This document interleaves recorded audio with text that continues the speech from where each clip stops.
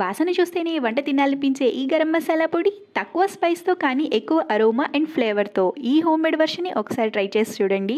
ఇంట్లోనే అందరికీ అవైలబుల్గా ఉండే స్పూన్ మెజర్మెంట్తోనే నేను దీన్ని చెప్తున్నాను. 2 టేబుల్ స్పూన్ల ధనియాలు, 1 టేబుల్ స్పూన్ ఇలాచీ, 4 అనాస పువ్వు, 3 జాజి మొగ్గ, 1.5 టేబుల్ స్పూన్ జీరా, 1 టేబుల్ స్పూన్ లవంగ్, 2 టేబుల్ స్పూన్ల దాల్చిన చెక్క, 1/2 టీ స్పూన్ మిరియాలు, 1/2 టీ స్పూన్ సోంపు, 4 బే లీవ్స్ అండ్ 2 మరాఠీ మొగ్గ వేసి లో ఫ్లేమ్లో మనం దీన్ని బాగా రోస్ట్ చేసుకోవాలి. ఇంకొక 1/2 టీ స్పూన్ షాజీరా కూడా వేసి ఇంకొక 30 సెకండ్స్ రోస్ట్ చేసి తీసి పూర్తిగా చల్లారనివ్వండి. దీన్ని మిక్సీ జార్లో ఫైన్గా పౌడర్ చేసుకోండి. మన గరం మసాలా పొడి రెడీ అయిపోయింది. దీన్ని పూర్తిగా చల్లారిన తర్వాత గ్లాస్ జార్లో మనం దీన్ని స్టోర్ చేసుకుంటే 8 to 10 months ఇది ఫ్రెష్గా ఉంటుందండి. అది కూడా బయటే రూమ్ టెంపరేచర్లో ఫ్రిడ్జ్లో పెట్టిన అవసరం లేదండి.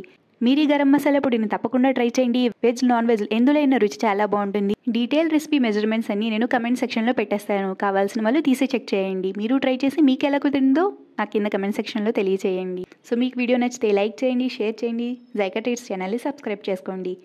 పంకిన్ హల్వా కూడా చేశానండి, ఒకసారి ఈ రెసిపీ చూడండి.